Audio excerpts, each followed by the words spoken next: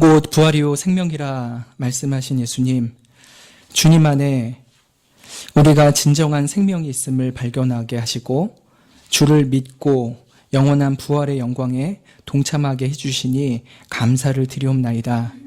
2000년 전에 죽었던 한 죄수의 죽음이 사실은 죄를 모르는 의인의 죽음이었고 또 그 의인은 영원하신 참 하나님이었음을 우리가 믿음으로 압니다.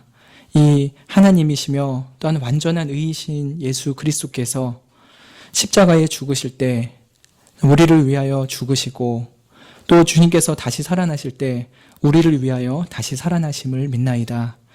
그 예수 그리스도의 죽으심과 다시 사심에 우리가 연합하여 우리 또한 옛사람이 죽고 또한 새 사람으로 살아나는 영광을 누리게 해주시니 감사를 드리옵나이다. 이 세상에 아직도 죽은 채 영원히 죽은 채 살아가는 이들과 달리 참 우리의 영혼을 다시 살아나게 하시고 또 예수 그리스도 안에 진정한 부활과 영생의 구원을 믿으며 주 앞에 예배드리는 우리들에게 주님 한량없는 복을 내려주시기를 기도드리옵나이다. 우리로 하여금 날마다 예수 그리스도 안에서 옛사람이 죽어가는 그러한 거룩한 삶을 살아가게 하여 주셨고 또 예수 그리스도와 연합하여 새 사람답게 살아가게 해주시기를 기도드리옵나이다. 그리하여 우리가 이 땅 가운데서도 주님처럼 더욱 하나님을 닮아가게 하여 주시고 마지막 순간 또 우리가 저 천국에 다다라서도 우리의 영혼이 주님처럼 닮아가기를 원합니다.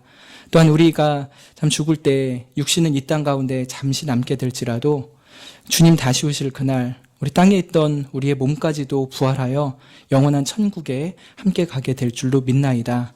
이러한 진정한 부활과 영생의 구원자 되신 예수님을 의지하며 이 시간 하나님께 예배드리고자 합니다.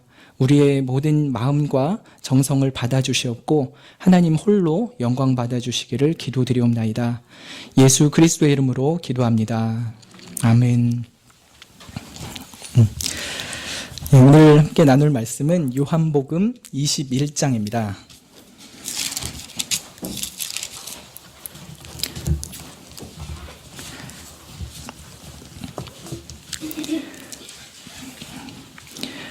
요한복음 21장 18절부터 23절까지 읽겠습니다.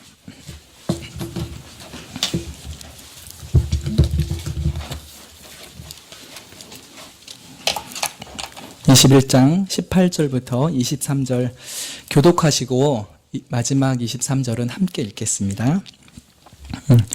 내가 진실로 진실로 내게 이르노니 젊어서는 내가 스스로 띠띠고 원하는 곳으로 다녔거니와 늙어서는 내 팔을 벌리리니 남이 내게 띠띠우고 원치 아니하는 곳으로 데려가리라.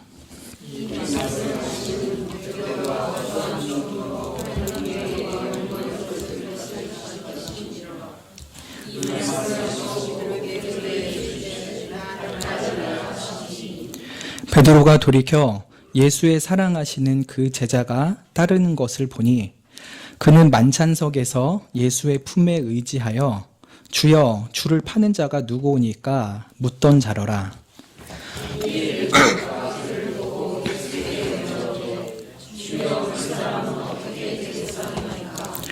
예수께서 가라사대 내가 올 때까지 그를 머물게 하고자 할지라도 내게 무슨 상관이냐? 너는 나를 따르라 하시더라. 이 말씀이 형제들에게 나와서 그 제자는 죽지 아니하겠다 하였으나 예수의 말씀은 그가 죽지 않겠다 하신 것이 아니라 내가 올 때까지 그를 머물게 하고자 할지라도 내게 무슨 상관이냐 하신 것이로라. 아멘. 예. 제가 오후 예배에 설교를 하게 될 걸 생각하고서 도마를 설교해야겠다 생각을 했었습니다. 담임 목사님이 앞순서를 맡으시는 바람에 제가 어쩔 수 없이 밀렸습니다. 그래서 참 불이 나게 준비하고 했는데 좀 은혜가 되면 좋겠습니다. 오늘 본문은 부활하신 예수님께서 제자들에게 세 번째로 나타나셨을 때 사건입니다. 베드로와 요한 등을 포함한 7명의 제자가 예루살렘에서 갈릴리 바닷가로 왔습니다. 밤새도록 물고기를 잡으려고 했죠. 근데 하나도 못 잡았습니다. 예수님이 나타나셔서 배 오른편에 던져라 그랬죠. 던졌는데 정말 많은 물고기가 잡혔습니다. 몇 마리가 잡혔죠? 153마리나 잡혔습니다. 그물이 찢어지지 않은 게 신기할 정도로 많은 고기가 잡혔던 모양입니다. 그제서야 제자들이 예수님이 이 갈릴리 바다에 오신다고 하더니 정말 오셨구나 하면서 예수님을 그때서야 알아보았습니다. 오늘 낮예배 때 들으신 것처럼 예수님을 눈으로 보긴 하지만 영혼의 눈이 감겨져 있었기 때문에 이 갈릴리 바다에서 예수님을 다시 만났을 때도 알아보지 못했던 것이죠. 예수님께서 그들을 이렇게 맞아주시고 해변에 식탁을 베풀어 주셨습니다. 그리고 숯불을 피워 놓으시고 생선과 떡을 마련해 놓으셨죠. 밤새도록 힘겹게 일했던 어부들, 이 제자들이 얼마나 추울까 싶어서 따뜻하게 모닥불을 피워 놓으셨죠. 그리고 거기에 생선과 떡을 준비해 놓으시고 먹게 하셨습니다. 생선과 떡, 떠오르는 게 있지 않으십니까? 바로 오병이어 기적이죠. 물론 오늘 예수님이 제자를 만난 곳은 갈릴리 바닷가 남서쪽입니다. 그리고 오병이어 기적이 있었던 곳은 갈릴리 바닷가의 북동쪽입니다. 약간 장소는 다르지만 갈릴리 바다라는 것을, 호수죠 사실은. 이거에 같이 생각을 하면은 베드로와 여러 제자들이 예수님이 정말 생명의 떡이셨지 하는 것들을 새삼스럽게 기억할 수 있었던 장면입니다. 제자들은 이렇게 떡을 떼어 먹고 또 생선을 받아 먹으면서 이렇게 귀하신 예수님, 우리의 생명의 떡이신 예수님을 우리가 어떻게 이렇게 배반했던가 하면서 지난날의 자신들의 과오를 더 뉘우치고 있었을 것입니다. 근데 제자들이 이 예수님을 부활하신 후에 만난 게 몇 번째라고요? 3번째였죠. 첫 번째는 오늘 낮예배 때 들으셨겠지만 도마 없을 때 제자들 가운데 나타나셨습니다. 그리고 두 번째는 도마 있을 때 나타나셨죠. 그리고 세 번째 오늘입니다. 그런데 첫 번째, 두 번째 만났을 때 예수님한테 너무 죄송했다고 한마디를 못했어요. 예수님이 싹 나타나셔 뭐라 하시고 싹 사라지시니까 이렇게 뭐라고 말할 수가 없는 틈이 없었습니다. 자기들의 죄를 스스로 알고 또 그 예수님이 또 죽으신 줄 알았는데 다시 살아나셔서 눈앞에 나타났을 때 정말 예수님 너무 저희가 죄가 컸습니다 하면서 속마음을 다 쏟아놓고 회개하고 싶은 마음이 있었을 거예요. 근데 제자들이 차마 그러지 못하고 있었죠. 아마 너무 미안해서 그 말을 꺼내지도 못하고 있었을 것 같습니다. 근데 제자들이 그런 마음을 가지고 있는 걸 예수님이 헤아리셨죠. 그리고 먼저 이 생선과 떡을 주시고 오병이어 때 그 예수가 여전히 너희들에게 생명의 떡이다. 나로 말미암아서는 너희들이 모든 죄를 용서함을 받는다. 이렇게 알려주시는 것이죠. 또 생선과 떡을 이렇게 주시는 것은 한편으로는 마지막 만찬을 연상시키는 것이기도 합니다. 예수님과 이렇게 식탁에 두런두런 모여 앉아가지고 예수님이 주시는 것을 먹으면서 예수님의 언약의 피만이 나의 모든 죄를 씻어주는 유일한 보혈이지 하면서 하는 것들을 이 식사를 하는 가운데서 또 다시 연상했을런지도 모르겠습니다.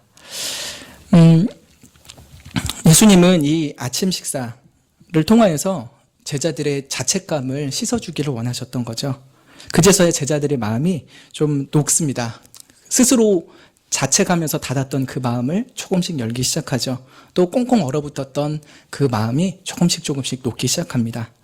이렇게 식사를 하면서 예수님이 베드로와의 특별한 대화를 시도하시죠. 잘 아시는 것처럼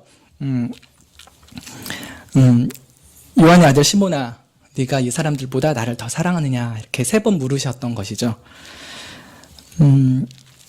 베드로가 어떤 사람입니까? 모두 다 버릴지라도 나는 결코 주님을 버리지 않겠습니다. 큰 소리 치던 사람이었죠. 요한을 따라서 대제사장의 관저까지 갔었죠. 예수님 사랑해서 그랬겠죠. 근데 그때 참 사단이 크게 시험을 걸어서 예수님을 부인하고 또 맹세하고 저주까지 하면서 예수님을 배반을 했습니다. 닭이 울고 예수님과 눈이 마주치던 그 순간 자신의 실패로 인해서 마음이 완전히 무너져 내리죠. 그리고 부활하신 예수님이 다시 베드로의 눈앞에 나타났습니다. 아까 첫 번째, 두 번째 이렇게 만나셨을 때요. 첫 번째 예수님께서 오셨을 때 제자들 앞에 다시 말씀하십니다. 내가 하나님이 나를 보내셨던 것처럼 나도 너희를 보낸다.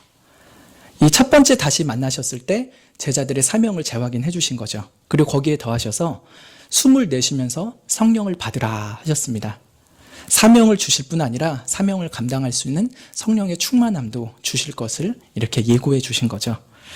그런데 이렇게 첫 번째, 두 번째 만남을 갖고 나서도 베드로의 마음은 여전히 시원하지가 않았습니다. 그리고 심지어 이 디베랴 바닷가에서 아침 식사를 통해서 오병이의 기적을, 그 은혜를 다시금 깨닫게 하시고 은혜로운 성찬식도 재현해 주셨지만 베드로의 마음 한켠에는 배신자의 자괴감, 또 자격지심, 괴로운 양심이 남아 있었죠. 근데 예수님이 말씀하십니다. 베드로야, 네가 나를 사랑하느냐? 베드로의 배신을 추궁하는 게 아니죠. 여러분 그 드라마를 보시면 많이 아시겠죠. 실생활은 뭐 겪은 적이 없으실 거예요. 뭐 배우자가 바람 폈을 때 다 알아요. 바람 피고 온 줄 알아요. 자기 나 사랑해? 이렇게 물어보는 건요. 어떤 마음입니까? 지금 바람 핀 거 다 알거든. 추궁하는 거죠. 근데 예수님께서 베드로에게 이렇게 말씀하신 거예요. 베드로야, 너 지금 나 사랑하니? 근데 이것은 베드로의 배신을 질책하시는 게 아니죠. 예수님과의 관계를 다시 세우시고 그의 소명을 새롭게 하시려는 질문이었습니다. 근데 베드로는 대답을 합니다. 주여, 그렇습니다. 제가 주님을 사랑하는 줄 주님 아시나이다. 대답하죠. 아니 참 이게 일상적인 불륜의 현장이라고 한다면요, 정말 말이 안 되는 말이죠. 바람 다 핀 거 아는 사람한테 나 사랑해? 그랬더니 그 바람 피고 온 사람이 내가 자기 사랑하는 줄 알잖아. 이러는 거죠. 꼭 그런 것 같은 상황인데 예수님은 그 대답 속에서 베드로의 진심을 읽으십니다. 양심에 화인 맞은 배도자의 뻔뻔스러운 대답으로 듣지 않으셨습니다. 베드로 자기만 보자면은 그렇게 도저히 대답할 수 없는 파렴치한 죄인이었죠. 그렇지만 이 아침 식사 자리에서 예수님이 생선을 또 떡을 떼어 주시면서 내가 너희를 여전히 사랑한다 하는 그 예수님의 마음을 베드로가 믿었던 것입니다. 내가 아무리 많은 죄를 지었을지라도 예수님은 끝까지 나를 사랑하시고 변함없이 나를 받아주신다. 내가 믿음에 실패하고 넘어질지라도 주님은 다시 내 손을 잡아 일으키시고 나와 함께 가시기를 원하시는구나. 그 예수님 마음을 믿음으로 알았던 것이죠. 그래서 지금 대답은 믿음으로 대답하는 겁니다. 예수님의 사랑을 믿으면서 대답합니다. 주여, 제가 주님을 사랑한 줄 주님 아십니다. 우리도 그러죠. 하나님이 우리들에게 완전한 사랑을 원하신다면요, 그 누가 하나님 앞에 내가 주님을 사랑합니다 라고 대답할 수 있을까요? 누가 예수님한테 완전한 사랑을 드릴 수 있을까요? 그렇지만 예수님이 원하시는 사랑은요, 진실한 사랑이죠. 비록 실패하고 넘어지고 때로는 주님을 모른다 할지라도 우리가 마음 한 곳에서 진실한 마음으로 예수님을 사랑한다 하면은 예수님은 그 진실한 사랑을 받으십니다. 예수님이 그 사랑을 받으시면서 내 어린 양을 먹이라 그렇게 말씀하십니다. 선한 목자이시고 목자장이신 예수님께서 자신의 양떼를 이 베드로에게 그리고 사도들에게 맡기십니다. 그리고 이러한 질문과 대답이 두 번 더 반복이 됩니다. 베드로가 예수님을 3번 부인했기 때문에 예수님이 3번 신앙을 고백하게 하시고 사랑을 확인하심으로 그의 베드로의 양심을 깨끗하게 씻어주신 것이죠. 그리고 다른 사람들로 하여금 베드로가 과연 하나님의 종이요, 예수 그리스도의 사도이구나 하는 것들을 알게 하셨습니다. 안 그러면 베드로의 권위가 무너졌을 거예요. 아, 베드로? 나보다 못한 사람인데 무슨 사도라고 저렇게 돌아다니고 있어. 말도 안 돼. 막 이러지 않도록 베드로의 영적인 권위를 이렇게 세워주신 것이기도 하죠. 이제 예수님을 가장 사랑했기에 가장 배신의 자체값도 크게 느꼈던 이 베드로의 양심이 완전히 회복이 됩니다. 이전처럼 예수님과 마음이 하나로 연결되는 것을 느낍니다. 그리고 그의 마음이 주의 따뜻한 사랑으로 가득 차오릅니다. 이렇게 해서 이제 오늘 읽은 본문의 앞부분이 이제 말씀이 되었습니다. 근데 이제 오늘 본문부터 보시면은 18절에 예수님이 베드로의 미래사에 대한 말씀을 하십니다. 베드로가 미래 어떻게 될 것이다 예언을 하시는 것이죠. 18절 말씀 같이 한번 읽어볼까요? 내가 진실로 진실로 내게 이르노니 젊어서는 내가 스스로 띠띠고 원하는 곳으로 다녔거니와 늙어서는 내 팔을 벌리리니 남이 내게 띠띠우고 원치 않는 곳으로 데려가리라. 예. 베드로가 젊었을 때는 자기가 스스로 띠띠고 원하는 곳으로 돌아다녔다 합니다. 네? 늙어서는 남이 베드로에게 띠를 띄우고 베드로가 원하지 않는 곳으로 데리고 다닌다. 이렇게 예언을 하십니다. 띠뛴다는 것은 당시 이스라엘 사람들이 외출하거나 여행을 할 때 그 큰 원피스 같은 거를 입었잖아요. 거기에 이제 다리가 치렁거리지 않도록 허리를 띠로 동여매는 것을 말하고 있는 것이죠. 젊었을 때는 베드로가 자기 원하는 대로 또 내키는 대로 또 마음 가는 대로 행동을 했습니다. 자기가 주도하는 인생이었죠. 그러나 늙어서는 네가 팔을 벌리고 남이 띠띠우고 네가 원하지 않는 곳이라도 데려가리라 이렇게 말씀합니다. 여러분 그럼 베드로 입장에서는 언제가 젊을 때이고 언제가 늙은 때일까요? 네가 젊어선 이럴 것이고 늙어선 이럴 것이다. 그러면 이때쯤부터는 내가 좀 남한테 끌려 산다는 건가? 이런 느낌이 있을 텐데 베드로는 어떻게 생각했을까요? 여러분 어떠십니까? 여러분은 지금 젊으십니까? 늙으십니까? 네. 이게 굉장히 주관적인 기준이에요. 젊다, 늙는다. 그러면 예수님이 지금 베드로한테 이렇게 말씀하실 때는 어떤 시점을 의도하시면서 말씀하셨을까요? 베드로는 또 어떻게 이해를 했을까요? 한번 봅시다. 지금까지 베드로는 자기 판단 또 자기가 원하는 대로 살았습니다. 사도로 부름받기 전에는 갈릴리 어부로 살 때 자기가 오늘 가서 일하고 싶으면 일하고 이 바다에다 금을 던지고 싶으면 던지고 그랬겠죠. 그리고 아무 속박 없이 자유롭게 살았습니다. 근데 주님께 부름을 받은 후에 그의 인생이 좀 달라졌죠. 그런데도 베드로는 여전히 예수님을 따라다니는 중에도 자기 마음을 따라 사는 일이 많았습니다. 예를 들자면 최근 일에 예수님이 고난을 받고 죽임당하고 3일 만에 다시 살아날 것이다 말씀하셨죠. 근데 베드로가 뭐라고 합니까?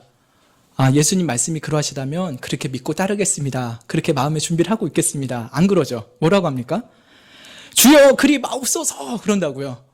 자기 마음대로 예수님 보고 뭐 해라 말하라 이렇게 말을 하는 거예요. 그만큼 베드로가 예수님의 뜻보다는 자기 뜻을 앞세우는 일에 굉장히 익숙했던 사람입니다.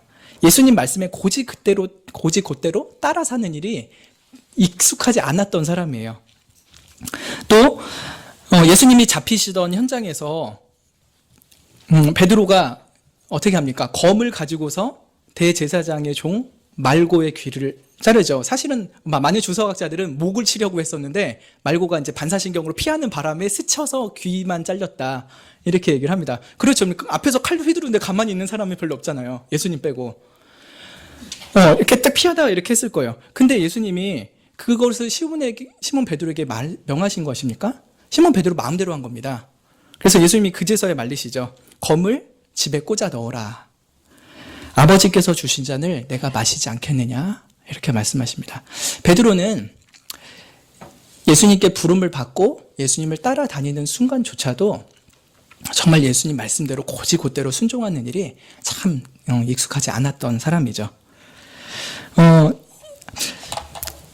아마 이때까지가 예수님이 말씀하시는 너의 젊은 때를 의미할 것입니다. 젊어서는 네가 원한 대로 했었다. 심지어 내 제자라고 내 말씀 따르겠다라고 하면서도 순간순간 너의 뜻과 너의 계획, 너의 판단대로 움직이던 것이 네가 아니었느냐 이렇게 알리시는 것이죠. 그런데 이제 예수님이 이렇게 베드로와 만나시고 얼마 후에 승천을 하시죠. 그리고 성령께서 강림하십니다. 그때부터는 베드로의 인생이 확 달라집니다. 보면은 오늘 예수님 말씀하신 것처럼 늙어서는 네 팔을 벌리리니 남이 내게 띠띠우고 원치 않는 곳으로 데려가리라 그랬죠. 정말 베드로가 오순절의 성령 강림 이후에 이런 삶이 바로 시작이 됩니다. 베드로가 안진뱅이를 일으키고서 솔로몬 행각에서 설교를 했었죠. 사도행전 3장에. 근데 제사장들과 사두개인들이 와서 베드로와 사도들을 잡아갑니다. 이때 벌써 이 예수님이 말씀하신 늙어서 일어날 일이 시작이 된 것이죠. 그리고 이튿날 산헤드린 공의회에 재판에 세워졌죠. 그렇지만 그때는 그래도 경고로 끝났습니다. 근데 사도행전 6장을 보시면 대제사장과 사두개인들이 마음에 시기가 가득해가지고 베드로와 사도를 다시 잡습니다. 그리고 이번에는 옥에다 가둡니다. 근데 밤에 천사가 나타나서 베드로를 풀어줍니다. 그 다음날 베드로가 또 성전에 서서 다시 설교를 합니다. 보란듯이. 그랬더니 관원들이 다시 잡아가서 채찍질을 합니다. 늙어서는 남이 내게 너는 팔을 벌릴 것이고 남이 띠띠워서 네가 원하지 않는 곳으로 데려가리라 한 것이 예수님이 이렇게 오늘 본문에서 말씀하신 지 며칠 후에 바로 일어난 일이라는 것이죠. 또 사도행전 12장에서는 헤로드 왕이 초대교회 지도자 중에 야고보 사도를 먼저 죽이죠. 첫 순교자였습니다. 그 후로 유대인들이 그것을 좋아하는 것을 보고서 이 헤로드 왕이 베드로도 옥에 가둡니다. 이때도 남한테 잡혀서 간 것이죠. 베드로가 자고 있었는데 주의 사자가 쇠사슬을 풀어주셔서 이렇게 베드로가 탈출하게 됐죠. 비몽사몽간에 이렇게 탈출했었는데 마가의 다락방에 집에 왔었고 로데아라는 여자애가 와서 베드로다 이렇게 하면서 문을 열어주게 되죠. 이렇게 해서 베드로가 이렇게 쭉 잡혀가는 장면이 성경 속에 기술이 되어 있습니다. 그리고 베드로가 성경의 마지막으로 등장하는 때는 사도행전 15장입니다. 예루살렘 공의회 때. 뭐 잡혀가는 건 아니고 회의 장면으로 해서 베드로에 대한 얘기는 싹 사라집니다. 네, 예수님 말씀하셨죠. 지금 늙어서는 네가 팔을 벌리고 남이 띠띠우는 대로 데려갈 것이다. 베드로가 이제 지금까지는 성경의 말씀에 분명한 것이고 앞으로는 이제 전승에 따른 것들입니다. 확실하진 않은데 굉장히 근거들이 있는 것입니다. 베드로가 본도, 갈라디아, 비두니아, 터키 이런 지역에서 막 선교를 하고 다녔습니다. 그런데 클레멘스라는 그 기독교 저술가가 있는데 아주 고대 저술가죠. 그 사람이 베드로의 아내가 먼저 죽었다고 해요. 베드로 아내 얘기는 좀 잘 모르시죠? 저도 이번에 처음 알았는데 베드로 아내 얘기하면은 베드로의 장모님이 열병에 났는데 예수님이 가서 고쳐주셨다 이 정도 얘기죠. 그리고 사도 바울이 베드로도 아내 데리고 다니는데 나라고 그럴 권리 없겠냐? 이 정도 얘기입니다. 근데 클레멘스가 전하는 걸로는 베드로의 아내가 먼저 순교장으로 끌려왔대요. 근데 베드로가 그 아내가 이렇게 죽음의 장소로 끌려가는 것을 보면서 뭐라고 했을까요?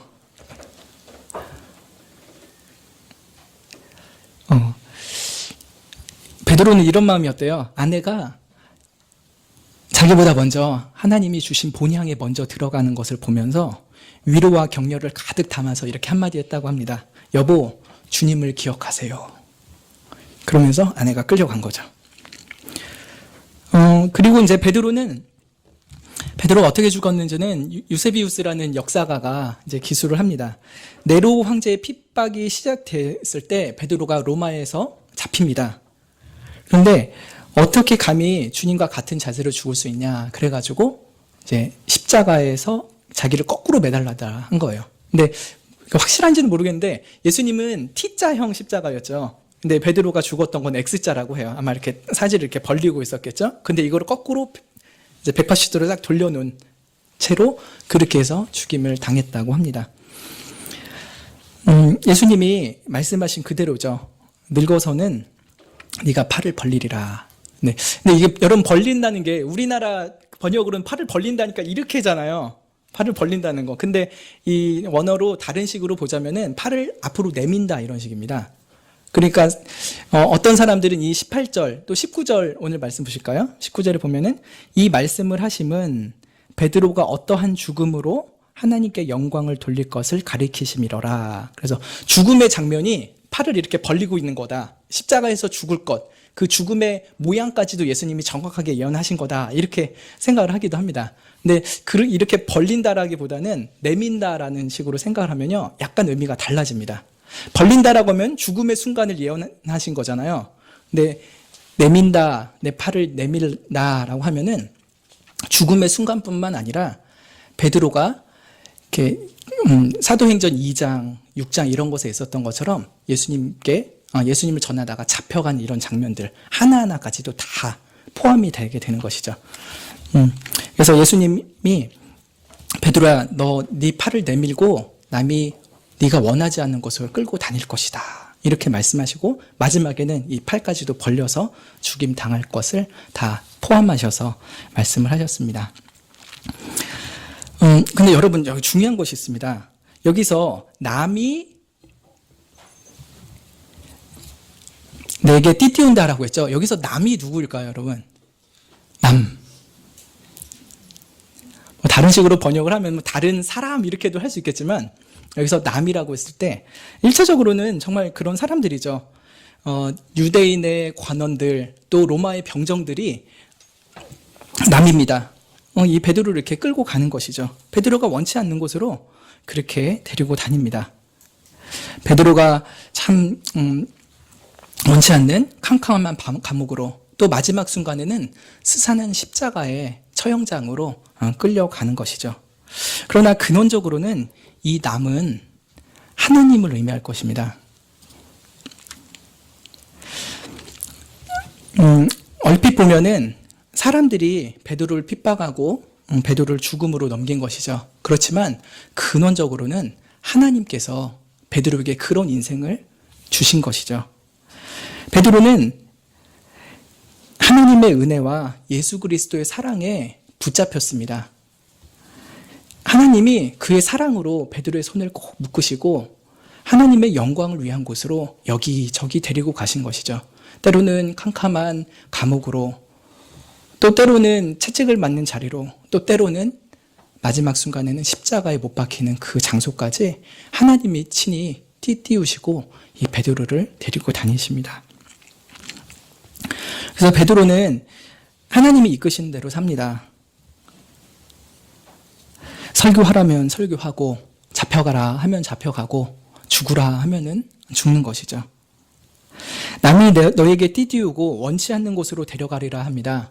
그러니까 베드로는 정말 하나님이 자신의 인생을 이렇게 끌고 가시는 거에 대해서 정말 나 진짜 하기 싫어 죽겠는데, 이렇게 십자가에 죽겠는 게 아니라 하기 싫어서 죽겠는데 그런 마음으로 끌려간 것 같아 보이기도 합니다. 하지만 여러분, 아무리 베드로일지라도요, 베드로도 사람이잖아요. 자기 채찍질 한다고 데려가는데 정말 기쁜 마음으로 따라갈까요? 오늘 채찍 맞는다, 너무 기쁜 날이야, 그러면서 가는 사람은 없습니다. 심지어 예수님조차도요, 십자가 앞에 얼마나 두려워하셨습니까?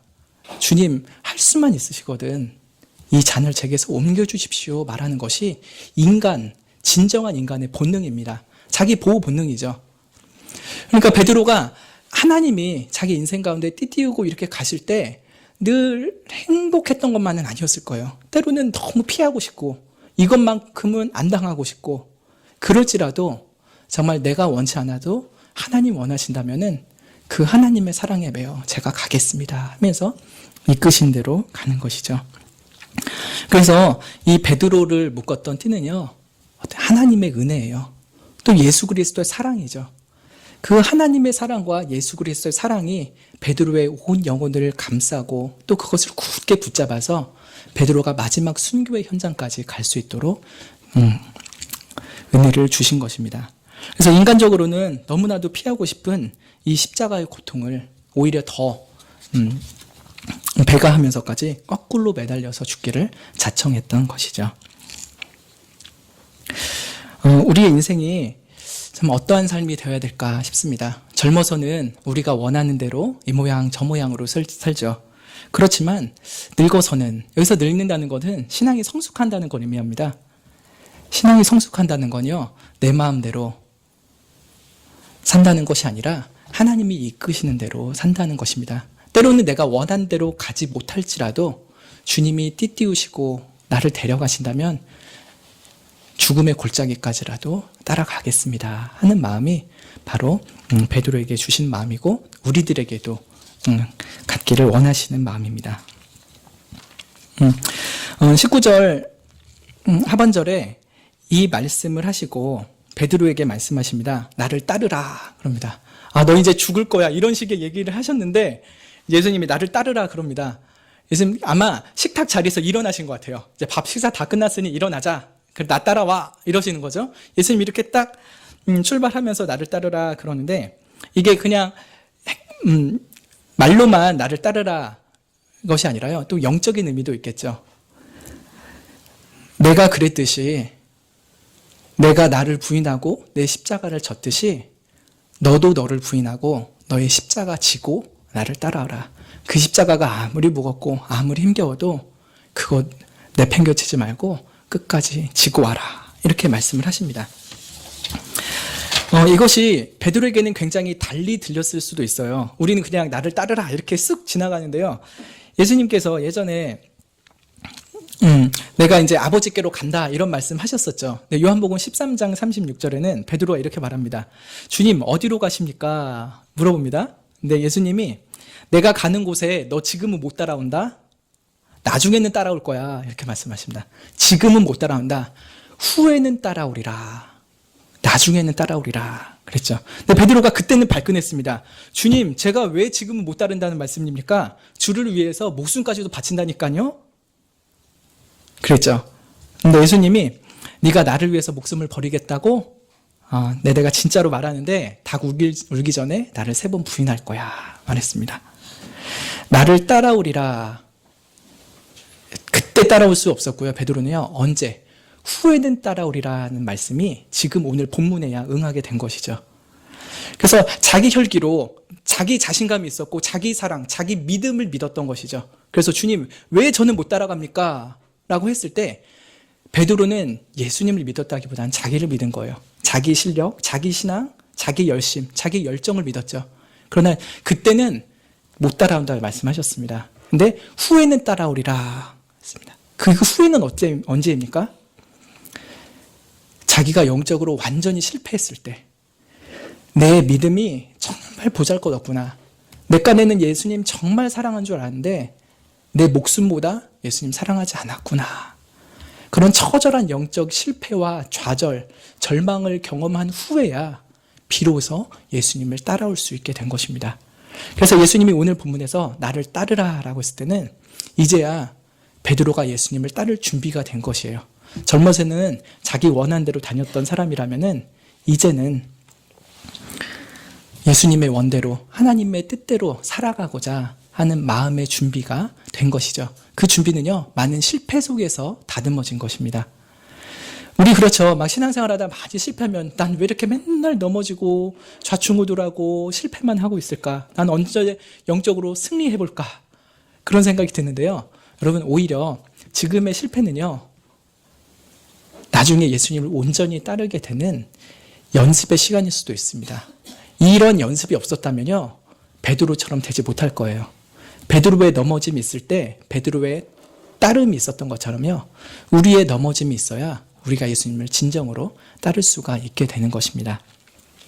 후에는 따라오리라 라고 하는 그 말씀이 언젠가는 우리에게 참으로 응하게 될 것입니다.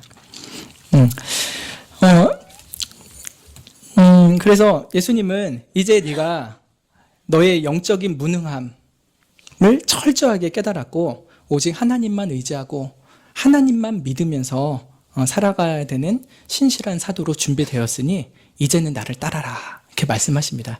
예전엔 따라온다고 해도 지금은 못 따라와, 나중에 따라올 거야 이랬는데 이제는 따라오라 라고 말씀을 하십니다. 내가 갔던 순종과 십자가의 길, 그 발자국 그대로 하나하나씩 밟으면서 따라와라 하는 것이죠. 마치 깨끗한 모래사장 위에 파도가 싹 쓸고 가면은 발자국이 하나도 없잖아요. 예수님이 한 발 한 발 내디디면은 베드로도 그 예수님 발자국 하나하나 따라서 움직이는 것이죠. 나를 따라오너라 이렇게 말씀하십니다. 참 여기까지는 너무 아름다워요. 근데 그 뒤에 보면요, 베드로가 참 아름다운 분위기를 확 깨는 얘기를 합니다. 20절부터 23절에 보시면 베드로가 예수님을 따라서 일어섰죠. 예수님 맨 앞에 가셨을 거예요. 베드로는 뒤에 가고 이제 다른 제자도 식사 끝났다 일어나자 이러면 우르르 일어났겠죠. 근데 베드로가 뒤를 봤는데 누가 보입니까?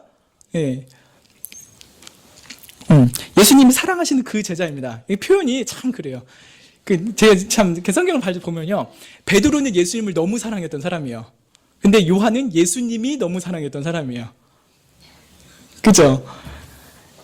예수님이 너무 사랑하시는 그 제자가 따라와요. 근데 이 제자는 예전에 마지막 만찬 때 예수님 품에 이렇게 누워 있었죠. 그때 예수님이 너희 중에 누군가 날 팔 것이다. 그랬더니 베드로가 이렇게 눈짓해가지고 물어봐, 누군지 물어봐봐. 그랬던 사람이죠. 누구입니까? 예, 요한입니다. 사도 요한. 세례 요한 아니고 사도 요한이죠. 사도 요한이 이렇게 따라옵니다. 베드로가 궁금했어요. 그래서 예수님께 묻죠.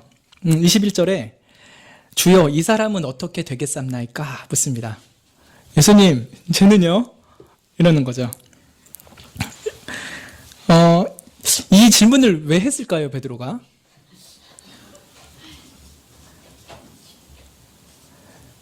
사실 베드로랑 요한은요 절친이에요.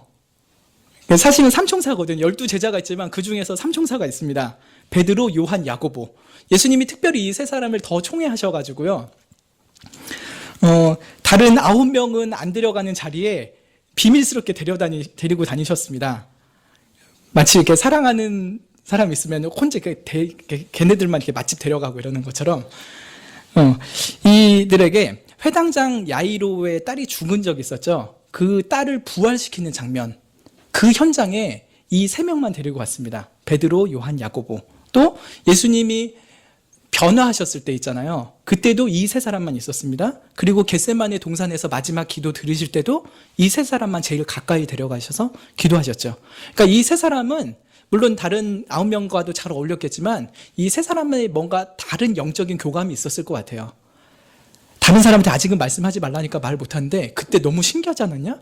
어떻게 죽은 그 여자애가 그렇게 살아나지? 달리다 그럼 나도 하면 되나? 막 이러면서 막 그렇게 참 이렇게 뭔가 다른 게 있었을 거예요. 그렇게 베드로와 요한은 더 그런 게 많았던 것 같습니다. 근데 베드로가 이렇게 요한을 의식을 할 수밖에 없는 상황이죠. 특히나 이렇게 더 친했던 사람이니까. 근데 이 질문의 의도가 심상치가 않습니다.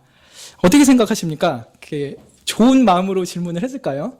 좋게 보자면 선한 호기심이었을 거예요. 나는 젊어서는 내 마음대로 다닌다고 하는데 늙어서는 남이 띠뛰고 이렇게 내가 원하지도 않는 대로 질질 끌려다닌다고 하시네. 내 인생은 좀 힘든가 보다. 앞이 캄캄하다. 이런 마음이 드는데 요한은 너무 그러지 않았으면 좋겠다는 마음이 있어서 예수님, 요한은요? 요한은 그래도 좀 편안하게 살까요? 이런 선한 마음과 걱정과 염려로 말했을까요? 또 그렇게 해석하는 분도 많이 있습니다. 워낙 그 두 명의 친분이 두터웠으니까 그랬을 것이다. 근데 또 어떤 분은 안 그럴 것이다. 요한에 대한 은근한 경쟁심이 있었을 것이다. 그래서 평소에 요한이 예수님에게 각별한 사랑을 받았던 걸 아니까 약간은 좀 느끼지 않았을 거예요. 베드로 입장에서도. 난 예수님 이렇게 좋아하는데 예수님 왜 딴 데만 보고 계시지? 왜 딴 사람만 보고 있지? 요한만 보고 있지? 이런 마음이 좀 있었으면은 요한에 대한 그 시샘도 있었을 것 같습니다. 근데 어떤 게 맞을까요? 요한에 대한 선한 걱정과 호기심? 혹은 은근한 경쟁심과 시기심? 전자일까요? 후자일까요? 예, 둘 다일 것 같아요. 근데 어떤 게 약간 비중이 더 컸을 것 같습니까? 예수님의 대답을 비추어 보면 알 수 있죠. 예수님이 뭐라고 하십니까? 22절 같이 읽어볼까요? 시작. 예수께서 가라사대 내가 올 때까지 그를 머무게 하고자 할지라도 내게 무슨 상관이냐? 너는 나를 따르라 하시더라. 어떻게 보면요, 되게 부드럽게 말하면 부드럽게도 읽히는데요, 퉁명스럽게 읽자면요, 되게 퉁명스럽게 읽을 수 있는 말이에요. 내가 다시 올 때까지 요한 살아있게 해도 그게 너랑 무슨 상관인데? 넌 나나 따로. 이렇게 되게 12조로 퉁명스럽게 대답한다면 그렇게도 들릴 수 있는 말이죠. 예수님이 저처럼 이렇게 경박스럽게 말씀 안 하셨겠죠. 그렇지만 아마 베드로의 질문이 그렇게 좋은 질문은 아니었다, 좋은 의도는 아니었다라고 하는 것을 좀 꾸짖으시면서 했던 것은 분명할 것입니다. 근데 이 말씀이 함께 있었던 그 7명의 제자들은 좀 들었겠죠. 예수님이 맨 앞에 있었고 베드로가 여기 있었죠. 근데 예수님이 이렇게 말하니까 제자들이 저쪽에 향해 있으니까 내가 요한을 나 올 때까지 머물게 할지라도 네가 무슨 상관이냐, 나를 따라라 하는 게 저쪽에선 들릴 수 있었겠죠. 아마 이게 들렸던 것 같습니다. 그래가지고 사도들 간에 이 얘기가 간직이 됐고 후대 초대교회 성도들한테도 말을 합니다. 근데 실제로 사람들은요, 이 얘기를 좀 잘못 이해를 했어요. 다른 제자들은 먼저 죽었죠. 그런데 다른 사도는 먼저 죽었는데 사도 요한은 끝까지 살아남았습니다. 네로의 핍박 시대 때 베드로는 죽었죠. 근데 네로의 핍박 시대 때도 살아남았고요. 뭐 전승에는 그래요. 끓는 기름가마 속에 요한이 들어가서 죽임 당할 뻔했는데 가까스로 피해서 살아남았대요. 네로 황제 핍박 때.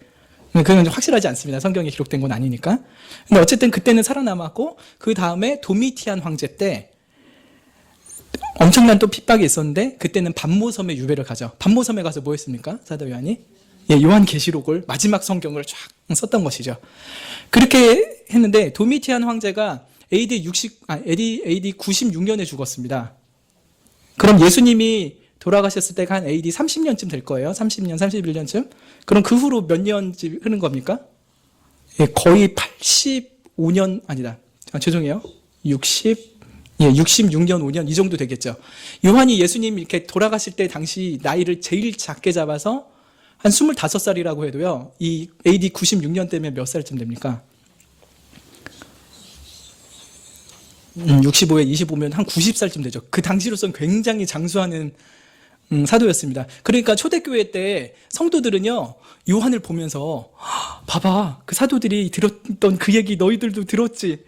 예수님 다시 오실 때까지 요한 살아있는다고. 근데 진짜 살아있네. 그런 거예요. 근데 그 당시 초대교회 성도들은 예수님이 다시 오신다는 그 날이 몇 년, 길어야 몇십 년 안쪽에 일어날 거라고 생각했어요. 그러니까 요한은 계속 살아남아 있고, 그러니까 이 예수님이 하신 베드로에게 했던 이 말씀이 정말로 실제로 이루어지리라고 생각을 했던 거예요. 그래서 사도 요한이 이 요한복음을 기록을 하면서 자기에 대한 전설 같은 그 거짓말을 그거 아니야 이렇게 자기에 대한 오해를 지우고 있는 거죠. 그래서 이렇게 말을 하고 있는 것입니다. 예수님이 그렇게 말씀하셨던 거는 22절에서 말씀하셨던 거는 요한에 대한 예언이 아니라 가정이었죠. 마치 이런 거랑 비유하자면 이런 거랑 비슷할 것 같아요. 베드로야, 내가 너한테는 짜장면 사줄게. 그래서 베드로가 예수님, 요한한테는 탕수육을 사준다 할지라도 너랑 무슨 상관인데? 이런 거예요. 근데 실제로 요한한테 탕수육 사준다는 말이 아니죠. 그렇게 할지라도 너랑은 상관없는 일이다라고 말씀을 하신 겁니다. 가정이지 예언이 아니었던 것이죠. 근데 예수님 이렇게 말씀하실 때 너 남의 일에 무관심해라.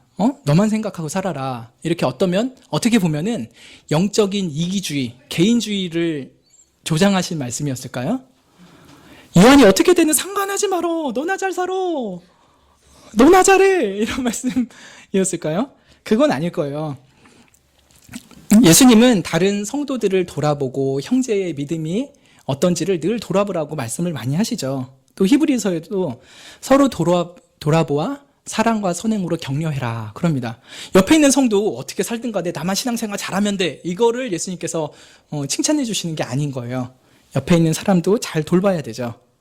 그렇지만 불필요한 비교의식을 버리라라고 하는 것이죠. 다른 성도에 대해서 곁눈짓 하지 말아라. 우리 그러죠. 세상 사람들과는 별로 비교 안 할 수도 있지만요. 또 이렇게 교회 성도들끼리도 비교할 수도 있습니다. 저 성도가 무슨 대학을 갔는지, 또 연봉이 어떤지, 무슨 차를 타고 다니는지, 아파트는 몇 평인지, 자식들은 얼마나 잘 풀리는지, 또 건강은 얼마나 나는 지금 무릎이 후들더덜한데, 저 성도는 막 무릎이 막 강해가지고 3층을 한 번에 걸어 올라와 막 이러면서 그런 거 비교하지 말라는 거예요. 세상적인 비교, 그런 것 하지 말라는 것입니다. 그리고 더 나아가서는요, 서로 간의 영적인 견제, 영적인 경쟁심도 하지 말라는 것입니다. 어떤 사람이 어떤 부르심을 받고 또 어떤 직분을 받아서 그 사명을 감당하는지 그런 거에서 너무 비교하지 말아라. 하나님 눈에는 그런 것 아무 문제되지 않는다. 그저 하나님께서 너 한 사람에게 주신 그 길에 집중하고 그 길을 기쁨과 성실함으로 걸어가라 말씀을 하십니다. 이런 게 목사님들 사이에도 있어요. 저도 동기들만 봐도요. 정말 정말 공부 안 하던 동기가 유학 가서 막 하겠다고 그러면요, 되게 이상해요, 기분이. 진짜 공부 안 했는데. 진짜 안 했는데. 안 한 게 아니라 또 못했어요. 성적도 안 해도 잘하면 괜찮잖아요. 안 하는데 진짜 못해요. 근데 나 유학 간다 그러더니 유학 뭐 감당할까? 그런데 뭐 몇 년 후에 하겠다고 막 이런 얘기 들으면 기분이 좀 이상해요. 저도 유학 가고 싶었는데 그냥 주저앉았는데 진짜 나보다 공부 훨씬 못했는데 말이죠. 근데 이런 마음이 저의 마음을 붙잡습니다. 다른 사람이 어떤든지 그 사람에게 예비한 그 길을 내가 걷게 하는 거다. 너의 길은 내가 또 따로 예비해 두었다. 너는 그 길을 걸어가면 된다. 우리 각자도 마찬가지죠. 우리에게 예비하신 길이 다 다릅니다. 그 삶의 모양이 다 다릅니다. 그럴 때 다른 사람과 비교하지 말고요. 저 성도님 남편은 어떤데, 우리 남편은 저 성도님 아내는 저렇게 싹싹하다는데 우리 아내는 저 집 자녀는 저렇게 믿음으로 아름답게 쑥쑥 가는데 우리 애는 믿음이 있는지 없는지. 그래서 많은 비교를 하고 때로는 자기의 길을 불평하고 나도 저 길 좀 걸어봤으면 좋겠다. 왜 나는 맨날 가시밭길이고 저 성도는 꽃길만 걷냐. 그러면서 비교하지 말라라고 하는 것입니다. 좀 다시 예수님께서 18절에 베드로에게 하신 말씀을 좀 보면 좋겠습니다. 우리에게 적용하면 좋겠는데요. 우리의 신앙이 젊었을 때, 즉 우리의 신앙이 어리고 미숙할 때는요, 예수님을 믿는다 하면서도 자기가 자기 삶을 주도해 나갑니다. 무슨 대학에 갈지, 무슨 직업을 가질지, 어떤 배우자를 만날지, 어떤 가정을 꾸려갈지, 심지어 하나님을 어떤 방식으로 섬길지까지도 자기가 판단해보고 자기가 결정하고 자기가 추진하고 자기가 노력을 합니다. 스스로 띠뛰고 원하는 대로 다니는 거예요. 예수님을 믿는 때조차도요. 그렇지만 그것은 참 젊고 어떻게 보면 미숙한 신앙이죠. 믿음의 사람으로 성숙해 간다는 것, 믿음의 사람으로 여물어 간다는 것은 무엇일까요? 일상의 크고 작은 모든 일에 하나님의 뜻을 구하고 하나님의 이끌림을 받는 것입니다. 삶의 주도자가 자기가 되지 않고 하나님이 되는 것이죠. 자기 손을 이렇게 내밉니다. 주님, 저에게 띠띠우소서, 당신의 뜻으로 원하시는 대로 저를 이끌어 가소서 하면서 자기의 인생을 온전히 주님 앞에 턱 내려놓는 것이죠. 때로는 자기가 가장 원하던 곳은 아닐지라도 하나님이 띠띠우시고 일로 가자 하시면은, 예, 하나님 믿음으로 따라가겠습니다. 마음에 안 들어도요, 정말 내키지는 않아도요, 제가 가겠습니다 하는 것이죠. 하나님 앞에 자기의 뜻과 계획을 내려놓고 하나님이 보여주시는 그 길을, 또 예수님이 가신 그 발자국을 나도 똑같이 그 위에 발을 포개면서 가는 것입니다. 그리고 마지못해 가는 게 아니라 이것이 나에게 예비하신 가장 선하고 아름다운 길이라는 믿음과 확신으로 가는 것입니다. 우리가 어떤 대학을 가든지 또 어떤 직장을 얻든지 어떤 가정을 이루든지 어떤 상황을 이루든지 간에 하나님께서 내게 예비하신 최고의 상황이라는 것을 믿음으로 신뢰하면서 그 길을 가는 것이죠. 때로는 다른 사람의 길을 보기도 합니다. 저 사람들은 어떻게 가는가 보기도 하지만 그것은 다른 사람들에 대한, 또 다른 성도에 대한 따뜻한 관심으로 보는 것이지 시샘하거나 비교 의식을 가지려고 하는 것은 아니죠. 어쨌든 간에 자기에게 주신 자기만의 길을 걸어 나가는 것입니다. 특별히 이것은요, 삶의 한 걸음 한 걸음뿐만 아니라 마지막 걸음에 있어서도 동일한 원리가 될 것입니다.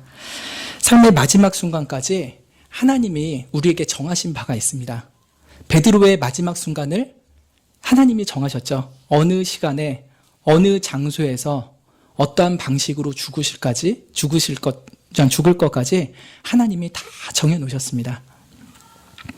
우리들도 마찬가지죠. 우리가 어느 시간, 어느 장소, 어떤 방식으로 삶의 마지막 순간을 맞이할지 하나님이 다 작정하셨습니다. 그리고 그대로 이루어질 것입니다.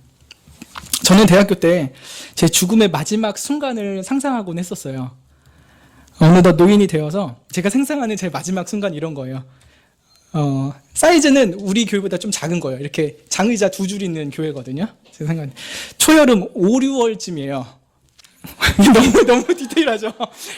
5, 6월 초여름에 따뜻한 아침 햇살이 그 교회에 창문으로 싹 들어옵니다. 제가 따뜻한 걸 좋아해서 그러나 봐요.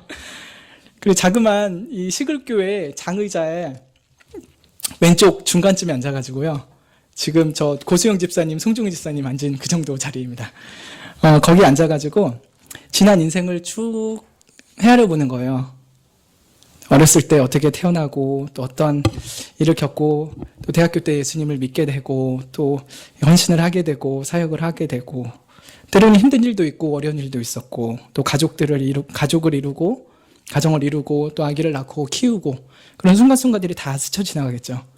그리고 마지막에 하나님 못난 인생 한결같이 과분한 사랑으로 함께 해주셔서 정말 감사했습니다 하면서 마지막 숨을 딱 쉬고 죽는 거예요. 그 제가 상상하는 제 마지막 죽음의 시간과 장소와 모습입니다. 대학교 때 그 상상을 했고요. 지금도 그걸 생각하면서 마음이 훈훈해져요. 정말 그렇게만 죽을 수 있다면 참 좋겠다. 여러분은 각자 그런 생각 해보신 적 있으십니까? 내 삶의 마지막 장면은 이럴 것이다. 이런 생각 잘 안 해보실 수도 있을 것 같아요. 나 그거 생각만 해도 난 너무 싫어. 사는 것도 너무 좋고 행복한데 뭐 그런 생각을 하고 있겠는가 싶을 수 있겠죠. 근데 여러분, 베드로의 삶의 마지막 순간 하나님이 정하신 그대로요. 여러분의 삶의 마지막 순간도 하나님이 정하셨습니다. 어떤 분은요, 감사하게도 큰 병 없이 건강하다가 집에서 자는 중에 평안하니 마지막 호흡을 거둘 수도 있겠죠. 이거는 정말 호상 중에 호상입니다. 또 어떤 분은요, 말년에 혹독하게 병치레를 하다가 낯선 병원의 침대 위에서 마지막 순간까지 고통에 신음하다가 죽을 수도 있겠죠.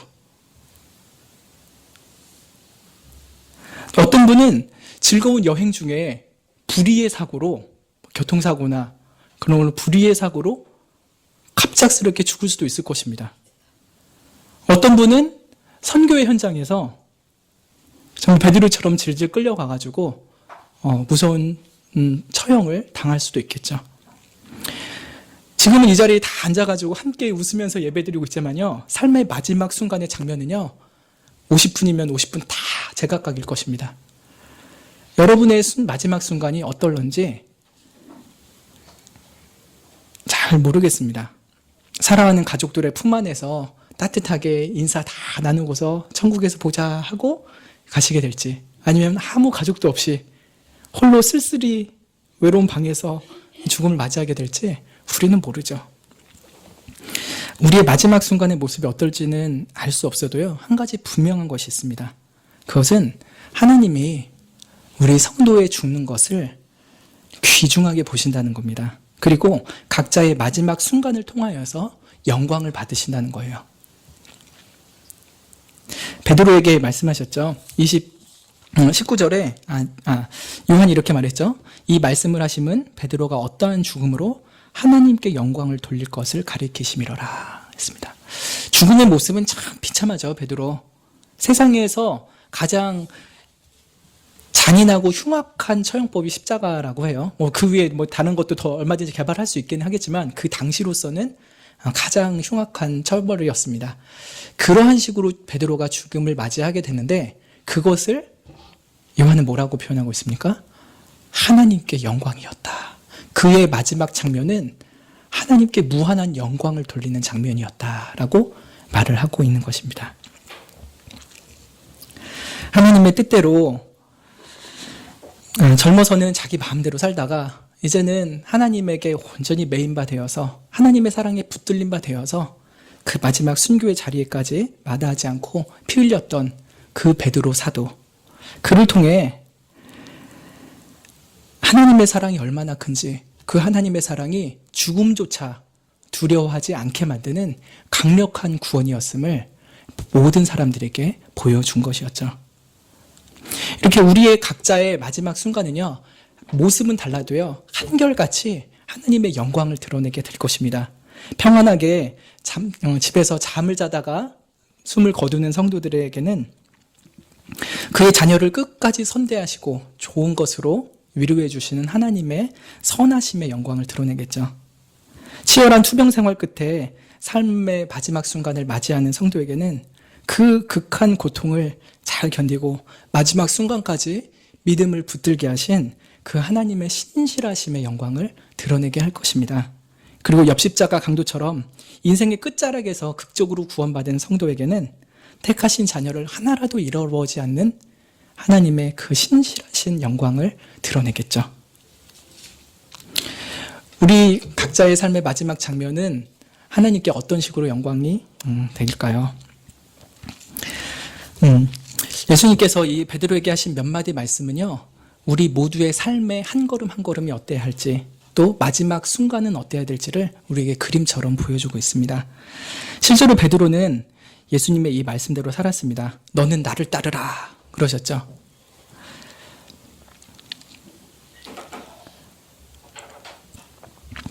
너는 나를 따르라, 그 말씀 마음에 품고요, 평생 동안 예수님을 따라갑니다. 자기를 부인하고 자기 십자가 지고 예수님의 발자국 위에 자기 발자국 하나하나 포개면서 예수님을 그대로 따라갑니다. 많은 동안 많은 구속을 당하고 채찍질을 당하고 심지어 예수님이랑 똑같이 십자가 형벌로 죽임 당하기도 하죠. 우리의 사는 동안에요, 우리도 하나님이 우리 인생 가운데 띠띠우고 때로는 우리가 원하지 않는 곳으로 데려간다 할지라도 그 길을 따라갑시다. 내가 내 인생에 띠를 띄우고 내 마음대로 가는 그런 어린 신앙을 버리고요, 정말 성숙한 신앙, 그런 신앙으로 하나님의 말씀 따라 예수님 뒤를 따라간 우리가 되면 좋겠습니다. 우리 자신을 부인하고 우리 자신의 십자가를 짊어집시다. 때로는 힘들고 지칠지라도 주의 고난에 참여하는 것으로 도리어 즐거워하고 우리의 영혼을 미쁘신 하나님께 부탁하는 우리가 되면 좋겠습니다. 그리고 삶의 그런 여정 하나하나가 쌓여서 마지막 순간에는 우리가 언제 어디서 어떤 모습으로 마지막 호흡을 거둘지 몰라도 우리의 마지막 발자국도 예수님과 동일하게 예수님의 마지막 발자국 위에 똑같이 포개어지는 그런 은혜가 우리에게 있기를 원합니다. 예, 기도하고 마치겠습니다. 하나님,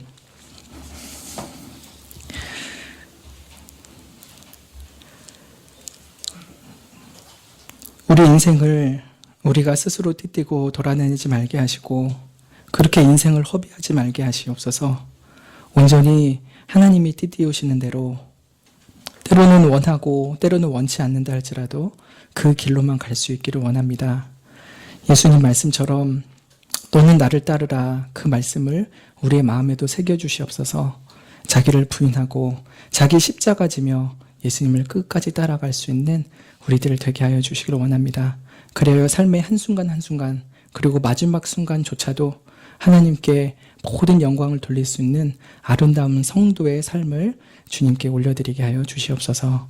예수님의 이름으로 기도드립니다. 아멘. 415장 찬양 드리겠습니다.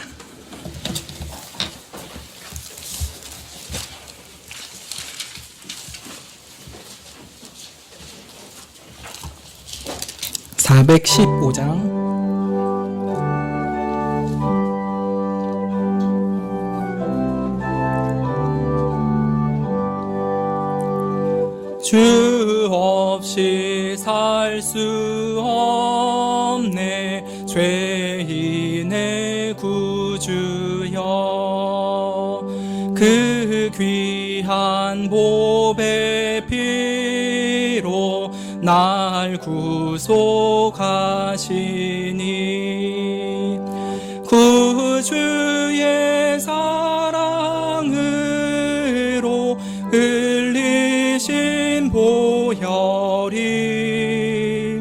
내 소망 나의 위로 내 영광 됩니다. 주 없이 살 수 없네 나 혼자 못 서리. 힘없고 부족하며 지혜도 없으니 내 주는 나의 생명 또 나의 힘이라. 주님을 의지하여 지혜를 얻으리. 주 없이 살 수 없네. 내 주는 아신다. 내 영의 깊은 간구 마음의 소원을 주 밖에 나의 마음을 위하라 주리요. 내 마음을 위로하사 평온케 하시네. 주 없이 살 수 없네. 세월이 흐르고 이 깊은 고독 속에 내 생명 끝나도 사나운 풍랑일 때 날 지켜주시고 내 곁에 계신 주님 늘 힘이 되시네. 아멘.